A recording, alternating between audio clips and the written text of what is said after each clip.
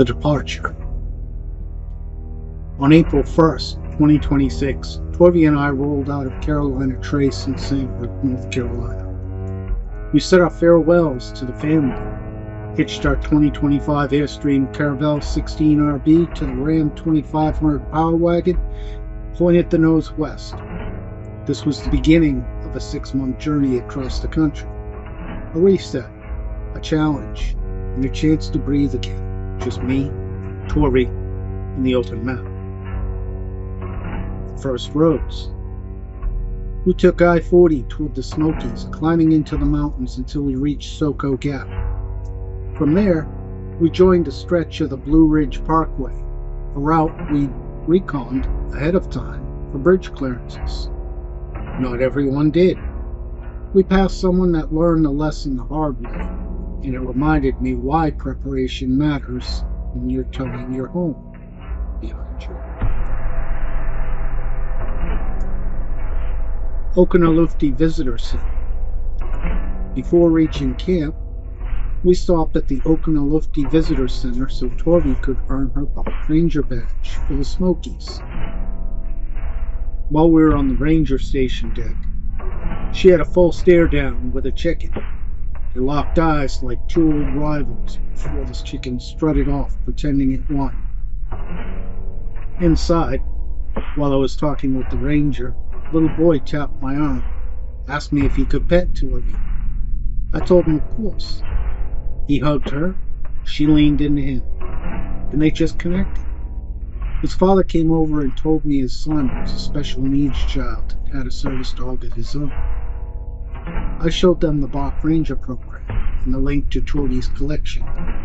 This made badge number 4 for her. The boy lit up. He wanted his dog to earn badges too. His father hugged me. He signed up right away. It was one of those small moments that remind you you're out here. The road isn't just scenery, it's people, kindness, and the little connections you don't plan for.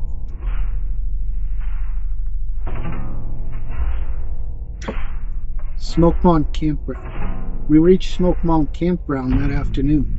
It's a dry site, no electricity, no water hookups, no septic, just the river, the trees, and the quiet. That evening, a herd of elk wandered straight through the campground. Torvey and I watched in awe as they grazed between the sites. It felt like the mountains were welcoming us. Smokemont also taught me my first lesson of the trip. Pace your power. I burned through my reserves in the first 2 nights. No way to recharge at the campground. I made the call to leave early and let the truck bring everything back up on the road. Crossing the Smokies. We crossed Newfound Gap, dropped through the Smokies, past Pigeon Forge and Dollywood, and rejoined I-40 west. The mountains gave way to rolling Tennessee hills as we aimed for the northern terminus of Natchez Trace Parkway, outside Nashville. Natchez Trace, Meriwether-Lewis. The Natchez Trace Parkway is free to travel and free to camp, but the sites are dry also. We stayed 2 nights at Meriwether-Lewis, a quiet historic stop deep in the woods. By day 4 of the trip, my equipment was at its limit. We needed a full recharge. I pulled up the All Stays app and found a full hookup campground just 6 miles away. 1,000 Trails, Natchez Trace. Booked it right through the app. 2 nights there brought everything back to 100%. Trailer battery, Jackery 3000, and my own bandwidth. Rocky Springs Campground.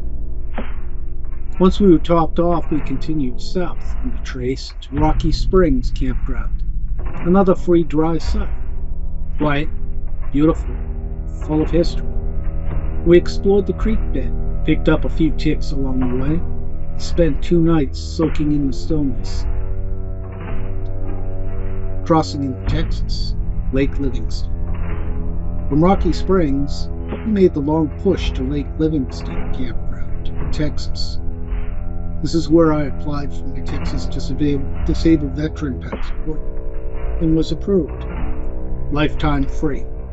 Access to Texas state parks. Between that and the federal access pass, the road ahead opened up even wider. The rangers at Lake Livingston were some of the most helpful and welcoming people we'd met so far.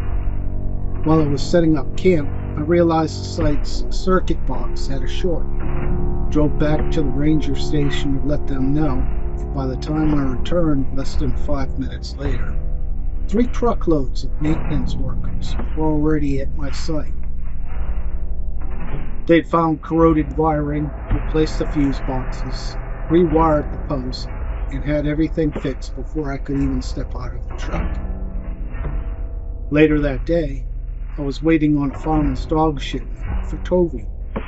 Before FedEx or the company sent any notifications, the Rangers called me directly to let me know the package had arrived. After a week of dry camping, long miles, constant movement, that small kindness hit harder than they probably realized.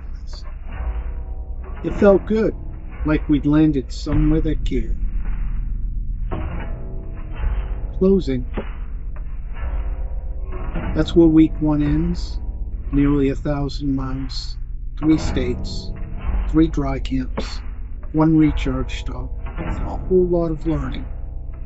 Next up, Gunner State Park, Davis Mountains, and Big Bend.